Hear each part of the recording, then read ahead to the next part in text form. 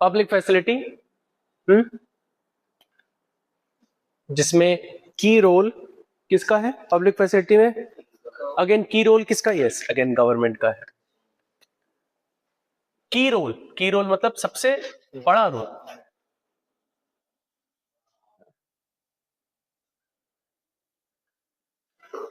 मैं actually BJP लिखने वाला था, गवर्नमेंट लिख दिया। और हमारे फोर्थ पॉइंट में role of government and society दोनों दिया हुआ है, तो हम दोनों पर्सपेक्टिव से भी समझेंगे। Now income versus quality of life. Public facility, yes, की रोल है गवर्नमेंट का, where public is also referring to government, right. Public facility सरकार के द्वारा दी जाने वाली सुविधाएं facility. Now the first point is income versus quality of life. Income versus quality of life, है ना। ये क्वालिटी ऑफ लाइफ क्या होता है? आप कितने अच्छे से, यस, आप कितने अच्छे से जी रहे हैं। क्वालिटी ऑफ लाइफ क्या होती है? जीने का तरीका, आप कितने अच्छे से जी सकते हो, that is quality of life. If अगर हम एग्जाम्पल लें हमारा, तो हमारी क्वालिटी ऑफ लाइफ कैसी है? Good, better, best. What is it? Good, better, best? You can say better, right, या बेस्ट, गुड। बट अभी हम इस रूम में कंसिडर कर रहे हैं ये तीनों, गुड, बेटर, बेस्ट, तीनों ही अच्छे हैं, तीनों ही अच्छे हैं, but some might be having poor life. और अभी इसमें इनकम वाला पार्ट दिया हुआ है। अब income versus quality of life का क्या मतलब? अभी हमने जल्दी ही क्वालिटी ऑफ लाइफ देखा कि जो सड़क पे मजदूर है, मजदूरी कर रहा है, तो उसकी क्वालिटी ऑफ लाइफ ज्यादा अच्छी नहीं है। हम यहाँ पे एसी में बैठे हैं, हमारी क्वालिटी ऑफ लाइफ अच्छी है, राइट। यस, हम महंगे स्कूलों में पढ़ते हैं, अच्छी क्वालिटी ऑफ लाइफ है। पर भले ही आपकी इनकम, मान लेते हैं अगर आपकी इनकम बहुत ज्यादा है, हद से ज्यादा है, तब भी क्या क्वालिटी ऑफ लाइफ, एक क्वालिटी ऑफ लाइफ की भी एक लिमिट है, क्वालिटी ऑफ लाइफ की भी एक लिमिट है। वो थ्री इडियट्स देखा है आपने? वो थ्री इडियट्स में वायरस बोलता है कि रणछोड़ दास चांचड़ की पापा की ये इनकम है, सालाना ये इनकम है। वो बोलता है रणछोड़ दास चांचड़ की पापा की सालाना एक इनकम है। अब इसमें से एक जीरो या दो जीरो भी हटा दो तो कोई फर्क नहीं पड़ता। चलो मान लेते ये एक जीरो और हटा दो तो भी कोई फर्क नहीं पड़ता, क्वालिटी ऑफ लाइफ सबकी एक जैसी रहेगी। फिर उसके बाद हम कर लेते हैं, एक जीरो और हटा दिया हमने, अभी कितना हो गया? 2.5 लाख। अब थोड़ा सा फर्क पड़ेगा, अब सालाना इनकम में अब थोड़ा सा फर्क पड़ेगा, अब एक जीरो और हटा दो, ये सालाना अगर इनकम है तो और ज्यादा फर्क पड़ेगा, राइट। मेरे कहने का ये मतलब है कि जो यहां तक हमें फर्क पड़ रहा था, इसके बाद क्वालिटी ऑफ लाइफ सबकी एक जैसी थी, सबकी एक जैसी थी quality of life, best of the best, सब कुछ मिल रहा था, है ना।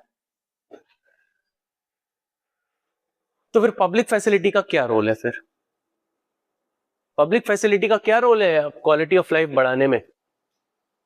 अच्छा, इससे पहले पब्लिक फैसिलिटी तो गवर्नमेंट देती, पर गवर्नमेंट हमको क्या क्या दे रही है, चलिए हम यहाँ पे लिस्ट डाउन करते हैं। क्या क्या दे रही है हमें गवर्नमेंट, सरकार क्या क्या दे रही है? हाँ, इलेक्ट्रिसिटी, यस, बिजली, इलेक्ट्रिसिटी, ओके। एजुकेशन, हाँ, go on, go on. Yes, health मतलब पब्लिक हॉस्पिटल्स, है ना, रोड्स, पार्क्स, एयर क्वालिटी, है ना, लेटेस्ट मुद्दा है ना एयर क्वालिटी, है ना, क्लीन वाटर, ये सरकार हमें दे रही है। अब हम आते हैं लिमिटेशन ऑफ इनकम पे। अब भले ही आपकी इनकम अनलिमिटेड की ना हो,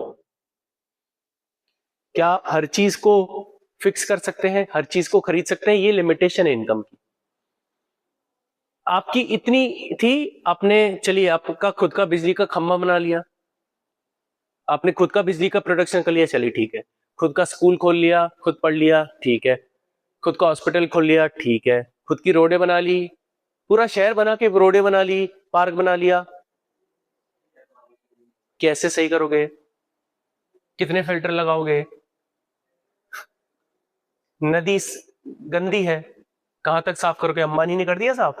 पैसा तो उसके पास भी बहुत बहुत है, अंबानी के पास भी बहुत सारा पैसा है, उसके पास खुद की बिजली की कंपनी है, खुद का ये है, ये भी है। एयर क्वालिटी, हवा, हाँ नहीं नहीं, यही तो मुद्दा है बेटा। दिल्ली की हवा, दिल्ली की हवा इतनी पॉल्यूशन कैसे हुई? क्योंकि फैक्ट्रीज ने बहुत पॉल्यूशन किया, सरकार ने कुछ किया नहीं। हमारी गंगा माता, वो कैसे खराब हो गई, वो कैसे मैली हो गई? Yes, factory. और फैक्ट्री पैसा किसको देती है? सरकार को देती है। सरकार को भी रेगुलेट करना चाहिए ना, लिमिटेशंस लगानी चाहिए ना, है ना? तो वही मैं कह रहा हूं। अब ओवरऑल फिर जब हम पब्लिक फैसिलिटी को, सरकार का की रोल है, और हमने पब्लिक फैसिलिटी को जब हमने लिस्ट डाउन किया कि ये पब्लिक फैसिलिटी है हमारी, तब हमें क्लियरली ये चारों पॉइंट्स कहीं ना कहीं हमें क्लियरली समझ में आते हैं। अब वही मैं बोलता हूं, चलो क्लीन वाटर की बात करते हैं। क्लीन वाटर को मैं आपको गवर्नमेंट रोल एंड सोसाइटी से मैं कैसे जोड़ता हूं?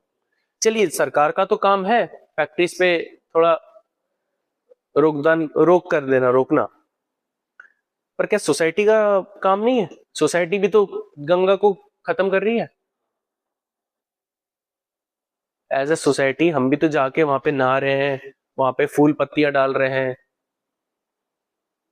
उससे भी तो गंदी होती है ना?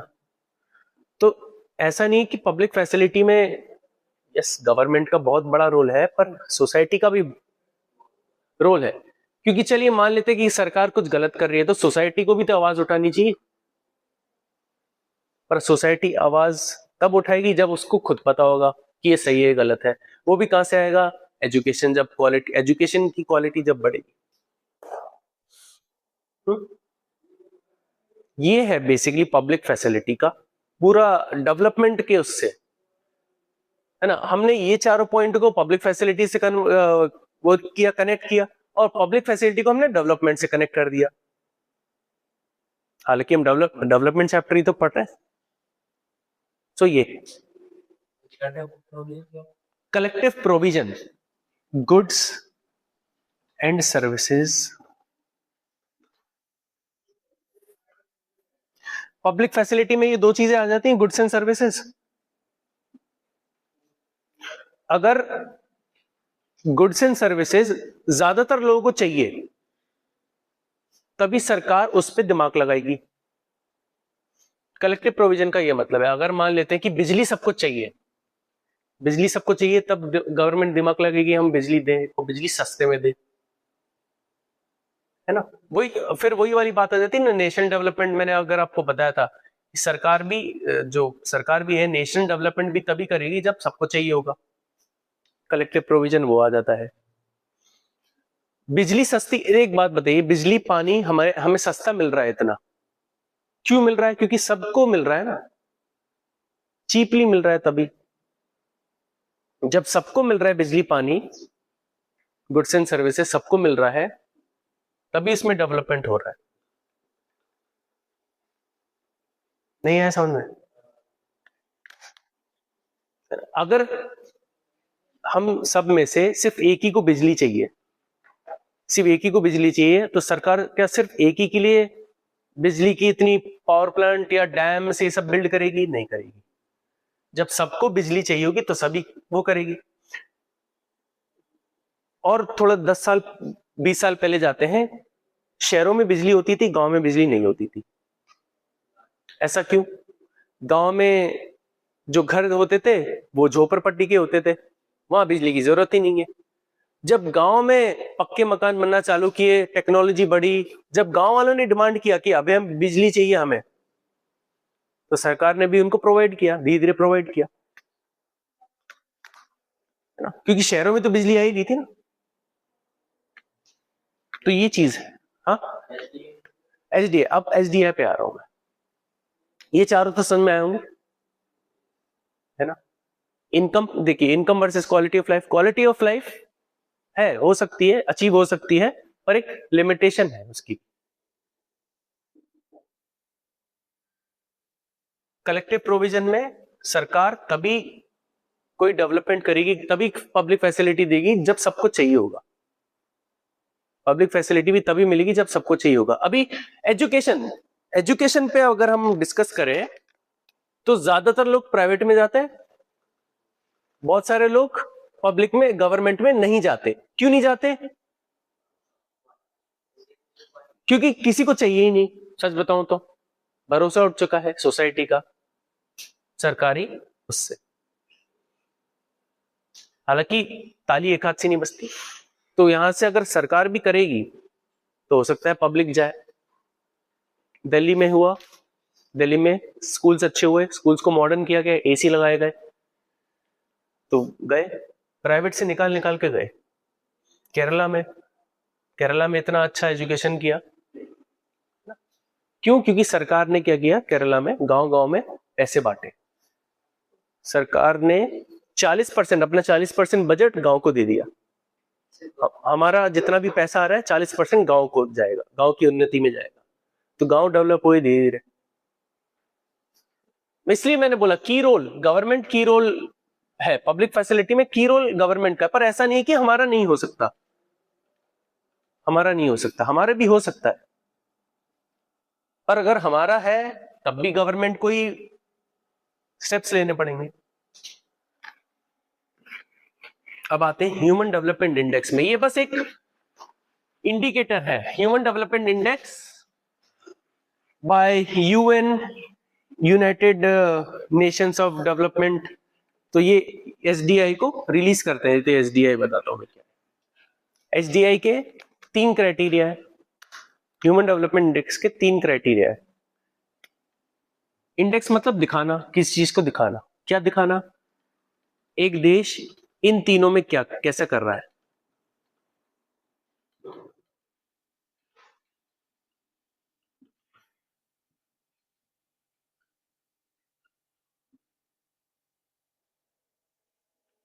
एक देश इन तीनों में क्या कर रहा है, कैसा कर रहा है, ये ह्यूमन डेवलपमेंट इंडेक्स को दिखाता है।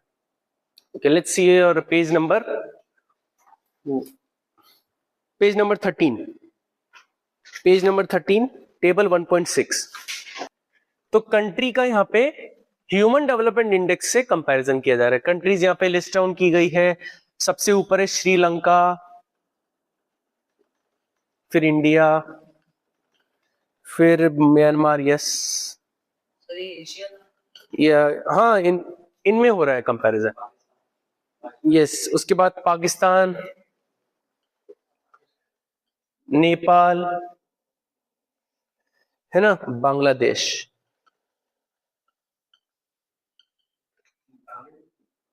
नहीं, भूटान नहीं है, होना चाहिए था वैसे, भूटान भी काफी अच्छा कर रहा है।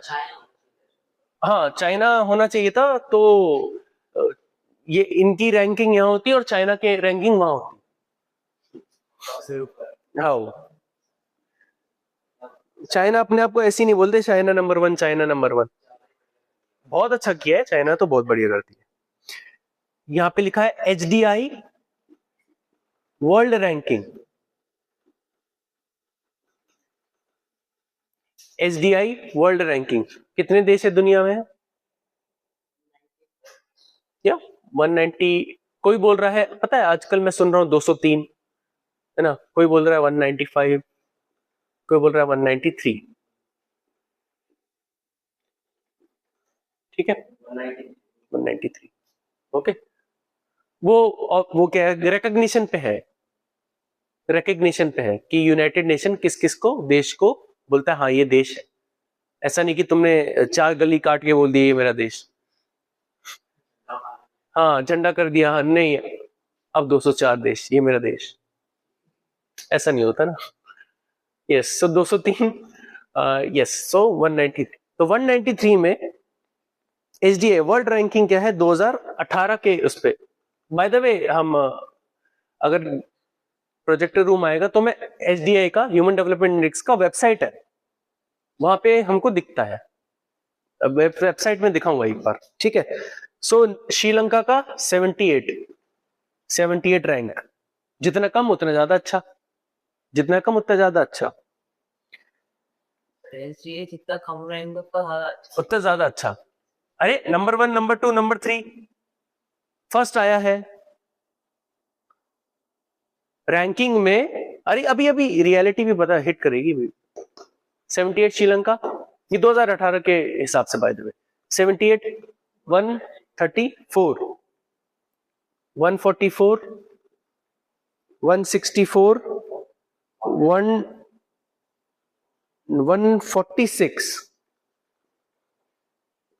और 129। बांग्लादेश और अच्छा कर रहा है, यस। तो बांग्लादेश और अच्छा कर रहा है रैंकिंग के हिसाब से। अब रैंकिंग किस बेसिस पे है, मैंने बोला था ना 3 उस पे के बेसिस पे है, income, health, education. Yes Indeed, ये 2018 के हिसाब से। ओके तो पहला है ग्रॉस, मतलब वो average income basically, gross national income dollar में है ना, पर कैपिटा, मतलब यह डॉलर में दिया हुआ है, डॉलर में दिया हुआ है। तो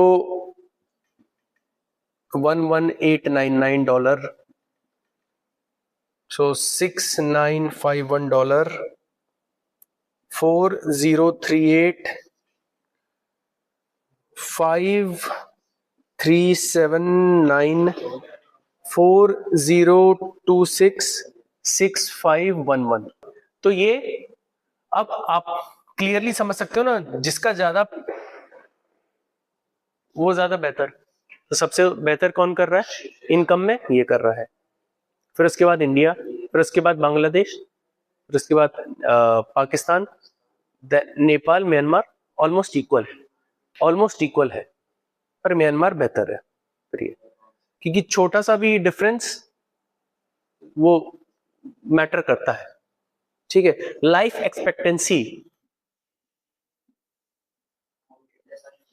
यस, कौन कितने साल जिएगा, ऑन एवरेज कितने साल जिएगा, एक इंसान कितने साल जिएगा, 60 साल जिएगा, 17 साल जिएगा, है ना। तो मतलब इसमें जितना ज्यादा उतना ज्यादा बेहतर, जितना ज्यादा लाइफ एक्सपेक्टेंसी उतना ज्यादा बेहतर। तो श्रीलंका में है 76.6, एक इंसान इतना जिएगा, है ना। 67.7, 67.3, 66.4, 70, yes 70.5, 73.7। ओके लाइफ एक्सपेक्टेंसी, हाँ लाइफ एक्सपेक्टेंसी के मामले में एक प्रॉब्लम है ना उसमें, इन सारी कंट्रीज की पॉपुलेशन बहुत कम है, हमारी पॉपुलेशन कुछ ज्यादा ही, हमारी पॉपुलेशन ज्यादा है इनकी पॉपुलेशन कम है, तो उसके हिसाब से हाँ, क्योंकि एक चीज है कम पॉपुलेशन को सरकार अच्छे से मैनेज कर सकती है, ज्यादा को मुश्किल है, ज्यादा को मुश्किल है, इसलिए सभी के पास सरकारी नौकरी नहीं है। तो लाइफ एक्सपेक्टेंसी में यस श्रीलंका सब में बेहतर कर रहा है, इसलिए तो इसकी ranking mean school, okay mean school, mean school year, मतलब एक इंसान पूरी जिंदगी में कितने साल स्कूल जाता है। इसमें 25 साल के ऊपर के लोगों से पूछा गया, 25 साल के लोगों से पूछा गया कि आप कितने साल स्कूल गए हो, है ना। 25 साल के ऊपर से लोगों से पूछा गया आप कितने साल स्कूल गए हो भैया। तो श्रीलंका में 11, 11.2, है ना। इंडिया में 6.5, पाकिस्तान में नहीं, म्यांमार में 4.4, पाकिस्तान में 4 नहीं, इधर भी 6.5 6.5 इंडियन म्यांमार नहीं, हाँ 4.4 4.5 7.4। तो यहाँ पे भी अगेन सबसे बेहतर श्रीलंका नहीं गया। श्रीलंका के बाद यस, उसके बाद नहीं, हाँ बांग्लादेश के लोग ज्यादा स्कूल जा रहे हैं, तो यहाँ पे इसलिए बांग्लादेश की रैंकिंग हमसे बेटर है। भले ही यहाँ पे इनकम कम है पर लोग ज्यादा जी रहे हैं, ज्यादा स्कूल जा रहे हैं। 3 क्राइटेरिया पे बात की थी ना एसडीआई ने, इनकम, हेल्थ, एजुकेशन। ये हो गया इनकम, ये हो गया हेल्थ, ये हो गया एजुकेशन, और इसके हिसाब से हमने रैंकिंग सेट कर दी, फर्स्ट, सेकंड, थर्ड, जाने दो इनको। So this is our human development index. Okay, तो यहाँ पे सरकार को, अगेन पब्लिक फैसिलिटी के अंडर है ना, सरकार को चीजें सुधारनी पड़ेगी।